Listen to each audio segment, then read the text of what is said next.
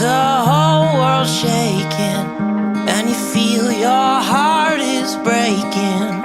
Take my hand, no hesitating. When you're just so tired of trying, all alone you feel like hiding. Together we'll keep fighting. There's no stopping us. Hold on, we're gonna make it. We're gonna make it. Don't stop now. Hold on, we're gonna make it. We're gonna mountains too high we can climb it. Feel this, we're taking the moment. There's no stopping us. Hold on, we're gonna make it. We're gonna make it. Can you see the sun is shining like a new hope? Feel it rising, coming over the horizon. There's no stopping us. Hold on, we're gonna make it. We're gonna make it. Don't stop now. Hold on, we're gonna make it. We're gonna mountains too high we can climb it.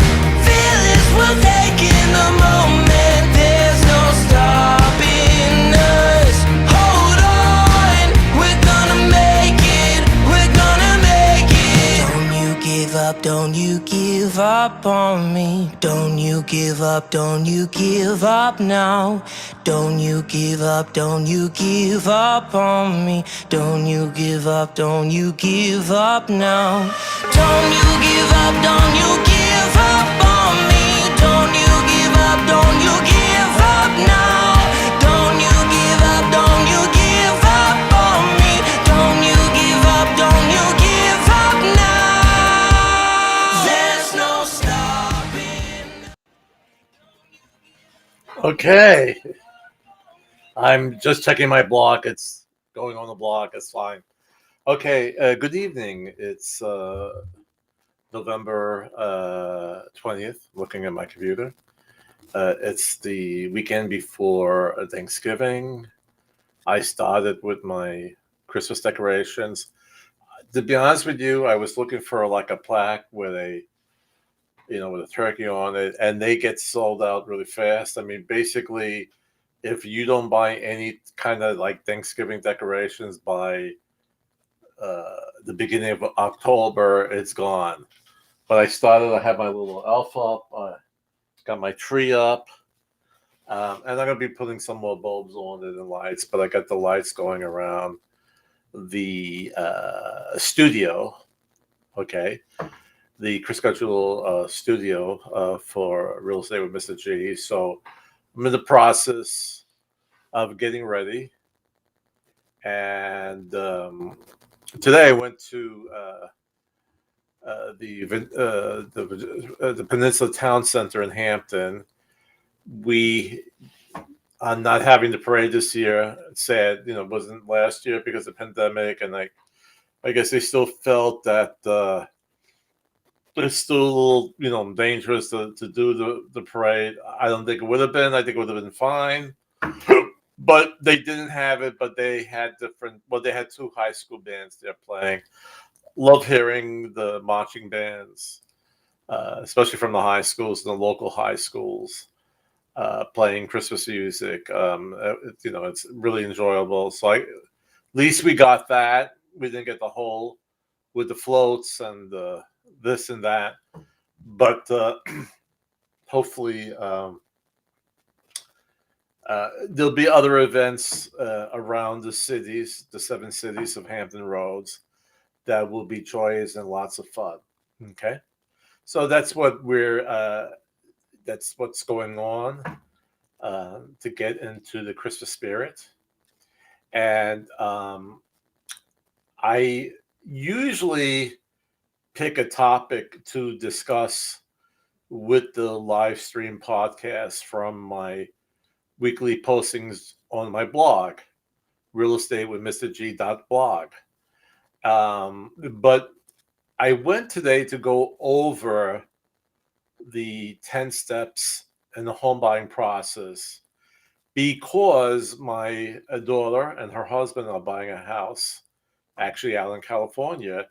And my daughter was saying how confusing the process is. Now, I can't broker the deal there because she's out in California. So she has a buyer's agent out there. And I've been helping her along. But a lot of people, the first time it's overwhelming. And I thought I would just do a show on the 10 steps just to go over that. It seems like you just can't go over the home buying process enough because it's there's a lot to it, and there's a lot of there's nuances to it that that come about. And working with a seasoned trained professional like myself, I will help you with those nuances and teach you about the steps that are coming ahead. Okay? Most of my clients, I believe, and that's why I get nice compliments and reviews, is that I take the time out to inform them about everything along the way. And the best way to deal with it is just to you don't want your clients, my buyers and sellers, just to be shocked, right? Before we start this journey, I like to go over what to expect. And even once we plot it out, there's always other roadblocks along the way. I sometimes get nervous when the deal goes too well, because it's usually something that just goes a little, off keel, but then we get it worked out. But it's a long, I don't want to say difficult process, but if you're not in the world of finance, if you're not in the world of real estate, things come up that have to be taken care of. There are situations that come about that have to be worked upon, okay? And a lot of things have to be explained. So we're going to do that today as much as I can, as much as possible.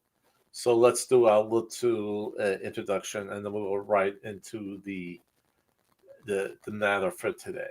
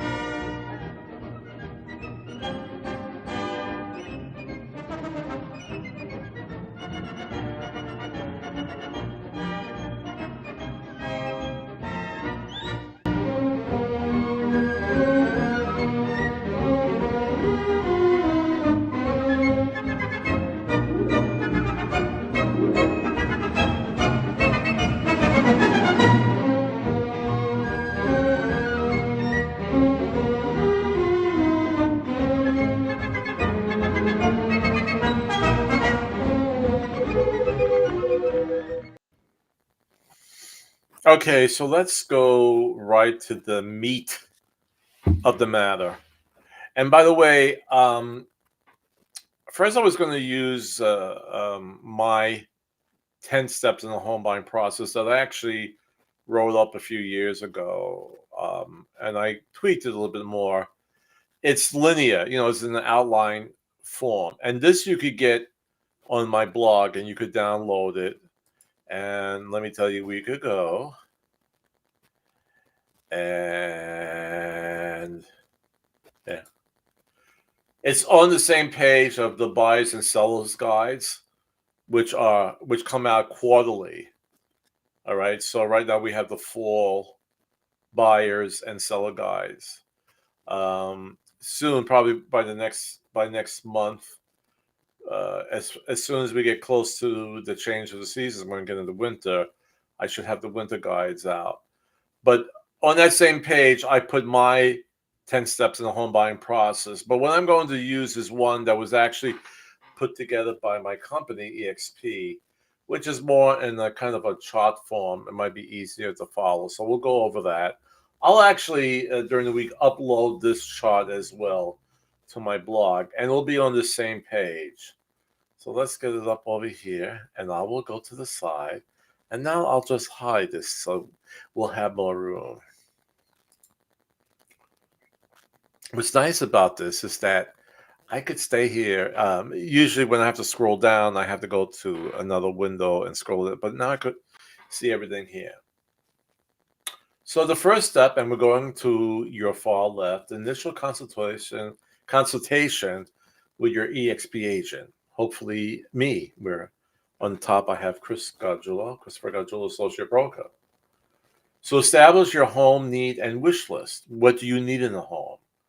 Okay, what are the particulars? If you need a 3-bedroom, if you need a 4-bedroom, if you need a garage, all right?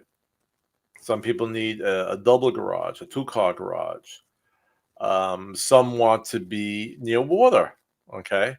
They want a waterfront property in case they have a boat or, or they just, for personal reasons, okay? Sometimes they want to be within a certain school district. That's a big one as well. Okay. I also want to bring in square footage. Some people need a bigger house than others. So all this comes into accountability of what you need. It could be the amount of bathrooms. Some people definitely want 2.5. They can't just deal with 2. There has to be like an extra half. But a lot of your homes that are around 2,200 square feet, that on 2 levels, and they were built more around the 1990s, will have a half bathroom downstairs, which is nice because if you have plenty of room to entertain, you don't want your guests going upstairs to use the bathrooms. It's just more convenient for them to be downstairs, and it's always like a half bathroom. Unless your guest wants to take a fast shower, they would have to go upstairs. But for a dinner party, a cocktail party, and downstairs you have a half bathroom, and that's pretty nice. Now the second one, we come from there, and the arrow goes down, and this is a big one, and I'm actually going to show a video on this, and getting pre-approved for a loan. And the point I will make now, and I've made in many earlier podcasts, that this is really the first step. I mean, after meeting a wonderful agent like myself, is getting pre-approved for that loan. And it's something that you can't say, well, let me look at some homes first. And then once I see something, then I'll go to the loan officer and get pre-qualified. All right. No, it doesn't work that way, because in my experience, I found out people who really think they have great credit have stinky credit, and people say, "Well, I don't think my credit is not that good," and I find out, yeah, we could get you pre-approved. Okay, so, and then you want to know, most important, and let me step back a little bit, because I have loan officers too. If you can't be pre-approved right now, they will give you recommendations on how to quickly raise that score. And it's not one of these things that you see advertised. I'll clear your credit history. And there was things going on where people were issuing. This is going years back. New social security numbers, and it's not a scam or anything. But there are some creditors that report faster to the credit reporting agencies, all right, than others. And some have more of an impact once you pay down that credit line. So the loan officer will know which credit lines to go to first. If you have extra cash, you got to be making at least your minimum payment, right? But they might say, hey, if you could put an extra, 1,000 down on your Bank of America MasterCard, that's going to bring up your score tremendously. Okay. So they would give you the advice on what to, if you have extra cash, what to pay down first. All right. And a lot of people say, I know what to do and I'll just do. They're not charging for this, the loan officers. They want you, they are only going to make money if you're able to buy a house. If you can't buy a house, they're not going to make any money. So they want you to be able to buy a house. So they will give you advice on what to pay down first. Don't try to do it on your own. Listen to them, and they'll point you in the right direction. And I've had that happen with my clients in the past, where things weren't looking at that point when they wanted to buy. They needed some time. Some cleaned up their credit by next month, right? Within 30 days. Some took about 3 months.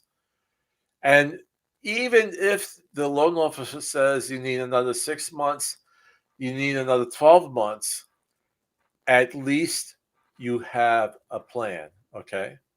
At least you have a plan, a deadline to work towards too, okay? So listen to them and don't get discouraged. If they say this is what you have to do, and it might take 3, 6, 9, 12 months, then you just do it. And before you know it, you'll be in a new house.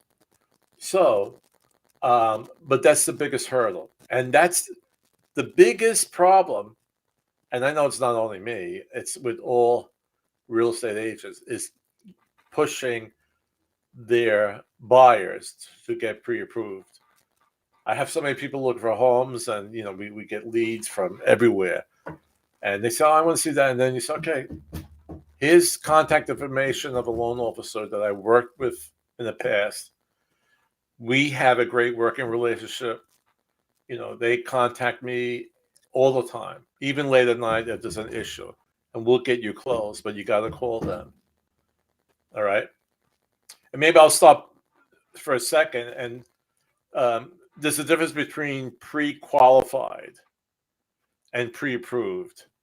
Pre-qualified means that you're speaking to the loan officer over the phone. Could be over the phone. You tell him or her how much money you make, what's your income. They will then look at your credit report. And this is like very vague right now. And saying, okay, if all of this is true, if this is how much you make, and with your credit looking at right now, I could approve you up to, let's say, 300,000. So that's a pre-qualification, because they really haven't substantiated that income.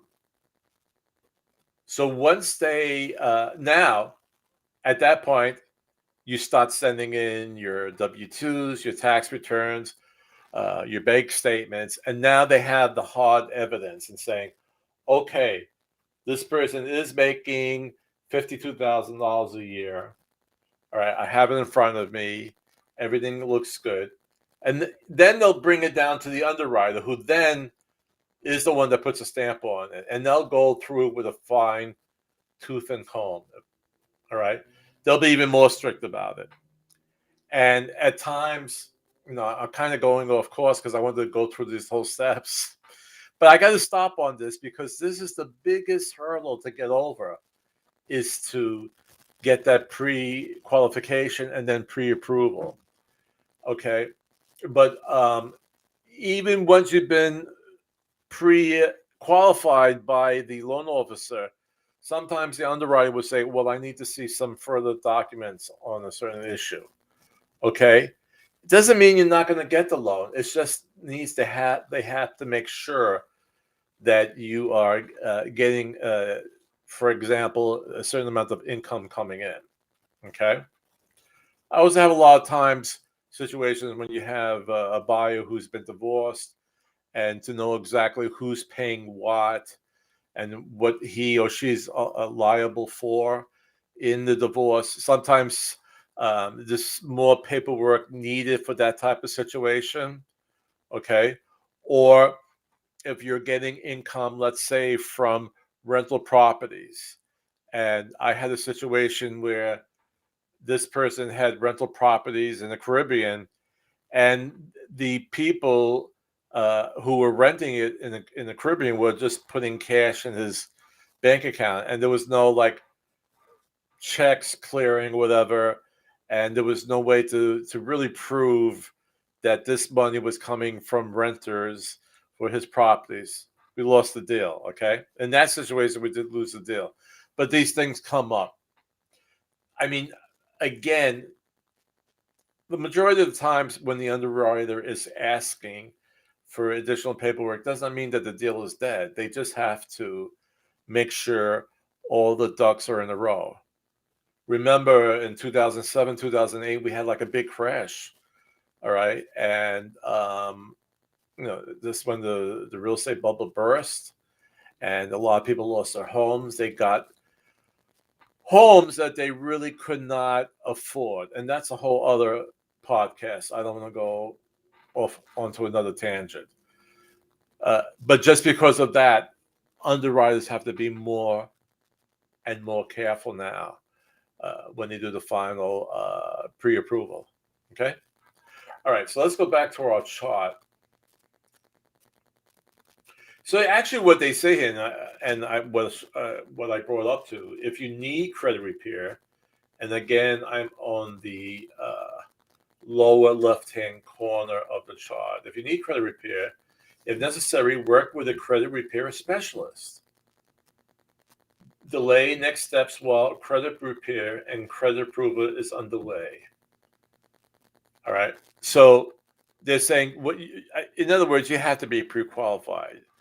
Okay. So if there's a little roadblock here and there are things that you're working on, don't go and don't ask your real estate agent to start looking at homes, because if you need like 3 months to get your credit back to where it should be, the homes that are available now in today's market will not be there in 3 months.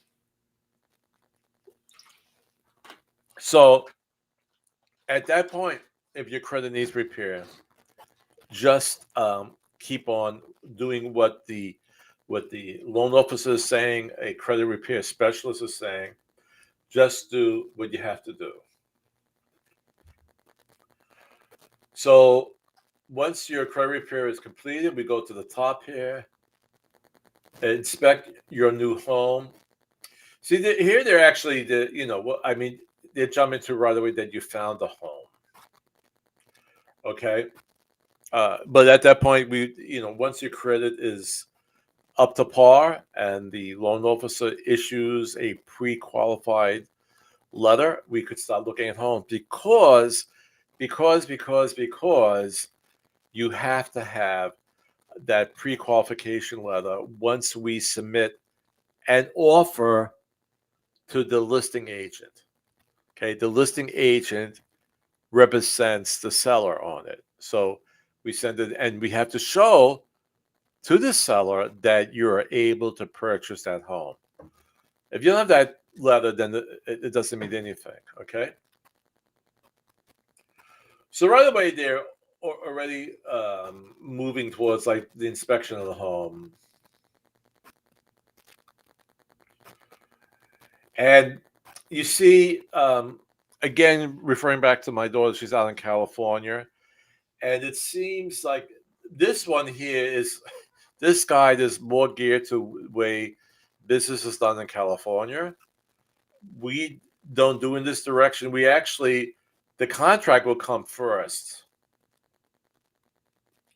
Oh, wait a minute. I'm sorry. I had a long day. Okay. I'm actually looking to the top here. I really apologize. It goes to make an offer on your new home. Your EXP agent will advise you and prepare the offer. Your offer will be presented to the listing agent, okay? And with that offer, when now everything is done via email. Once we email that offer, it must have that pre-qualification letter with it, okay? So then it goes, if everything is met, okay, if the offer is accepted, that means that we've worked out everything, right? So for instance, we put in the offer, it's for a certain amount of money. Say, so let's go with an example of a $300,000 home, all right? And we offer them full price, but we're asking for 3% back from the seller, okay, to help pay for the buyer's closing cost. And those are bank fees and points and prepaid taxes. And they usually hover around 3%. Some situations they're less. Some situations it's more than 3%, especially if the house is below the amount of around, let's say, $150,000. Okay, then we have to ask for more money back if you want all your closing costs to be paid for. All right.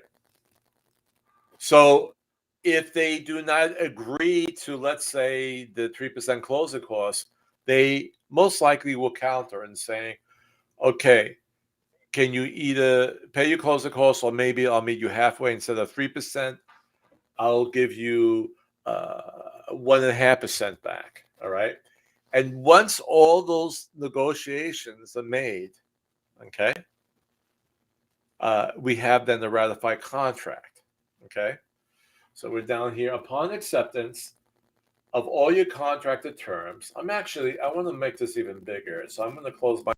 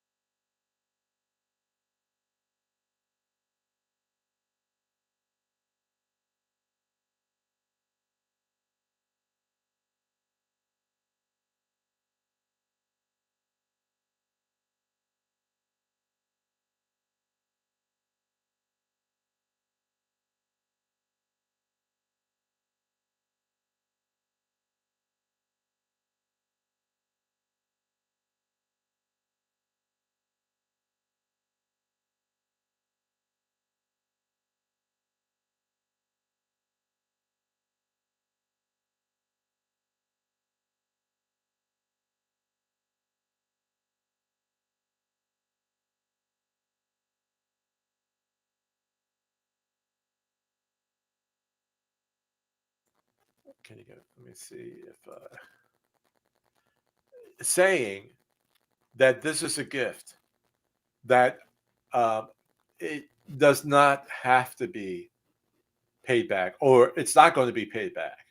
I'm not asking for it to being paid back. The relative who's giving it to you, or the friend that's giving it to you, is giving to you as a gift, right? When someone gives you a gift, they don't say, "Okay, can you give me the cost me $50 and you give me the 50?" No, it's a gift. There's no repayment because if it was a loan, okay, that adds more to your debt to income, and that could screw things up a lot. All right, especially if you're right at the ratios, which is another. You see, the more I talk about these things, it branches out to more things that we could include in this discussion. All right, there's always something else. Well, what does that mean?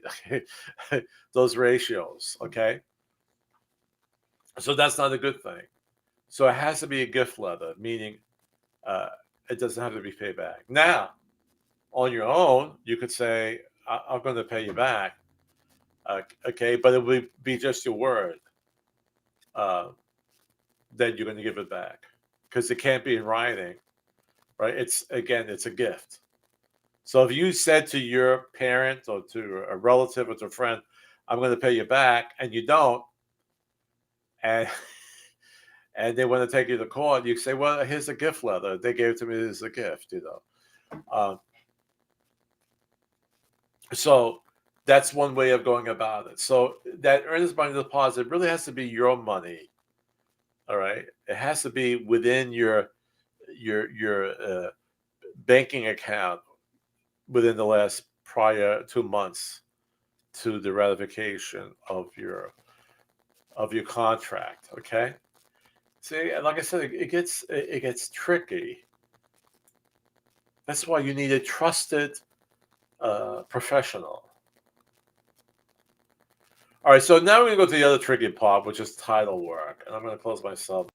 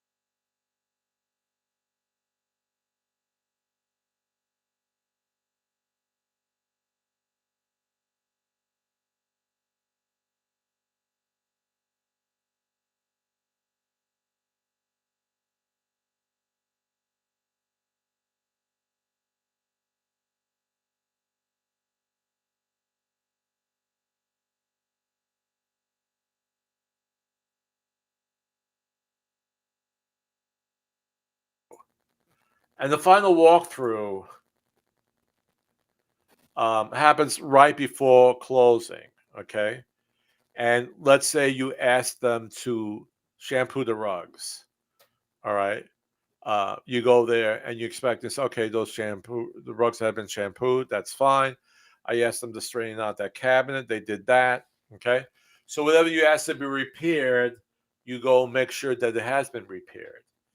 Sometimes the repairs are in the crawl space, and you don't want to go under the crawl space. So sometimes I've had people, they have the inspector come out just to check those items. And usually for them to come back out, it's been around $100 to do that. I don't want to quote that for every single home inspector, but they usually don't charge the full amount, which could be $350, $375 or so.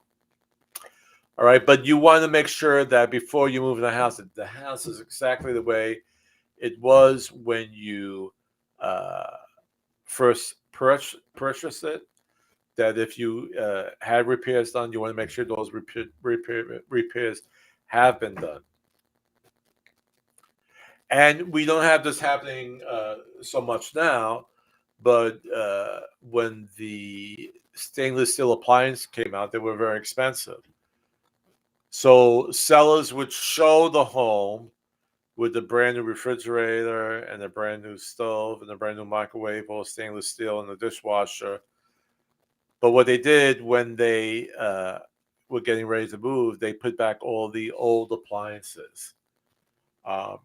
And what you want to make sure that all those appliances that you saw when you first fell in love with the property is there. Okay.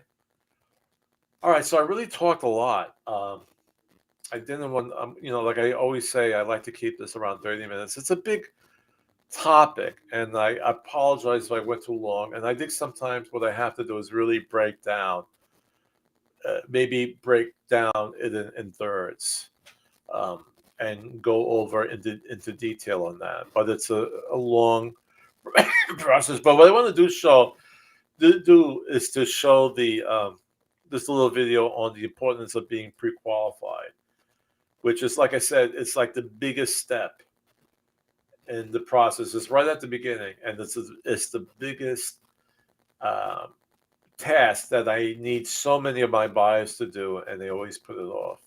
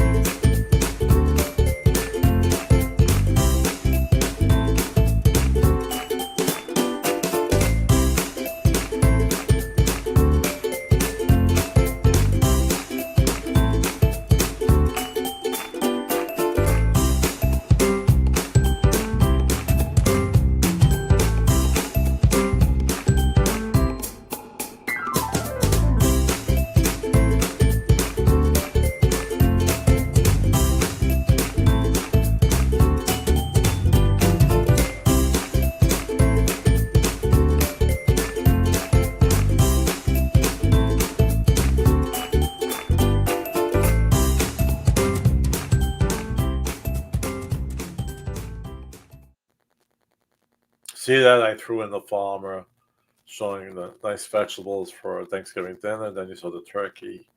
So I tried to make it very nice. So, well, anyway, okay. So if you're ready to look at homes, just go to realestatewithmrg.com, and you could search all homes in Hampton Roads. Actually, if you're selling a home, you could click on sell in the top menu, and you can enter your address and get a value on your home. I will receive that request and then fine tune it. Okay, but that's something good to get. So, and you can register on my website. and I could start showing you homes or working on listing your home. Okay. And on this part of my website, on the resource materials, I will have my 10 steps in the home buying process, but I'll also upload this graphic as well. Okay. So, with that being said, I hear that from my producer that we have a famous celebrity in the audience, and it's actually nice for the beginning of the Christmas season that we have this guest. So who is it, William? Great news! We have a celebrity in the audience. He was an American singer, musician, and actor known for his many appearances on Ed Sullivan and his recording of the song I Saw Mommy Kissing Santa Claus. Ladies and gentlemen, little Jimmy Boyd.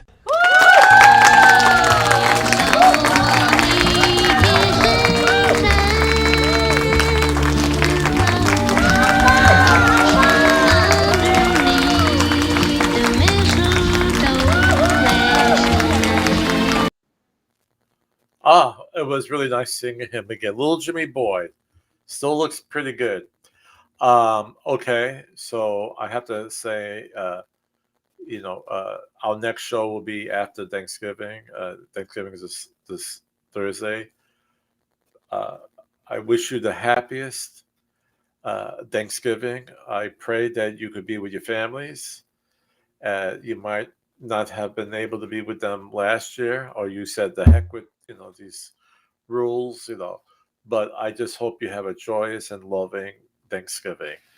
All right, and then as we move along to the Christmas season, so be kind to each other. If you haven't been vaccinated, I would say please get vaccinated, and if you have not, please wear your mask.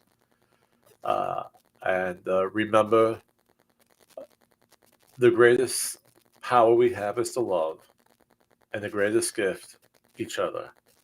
I'll see you next week, and happy Thanksgiving again.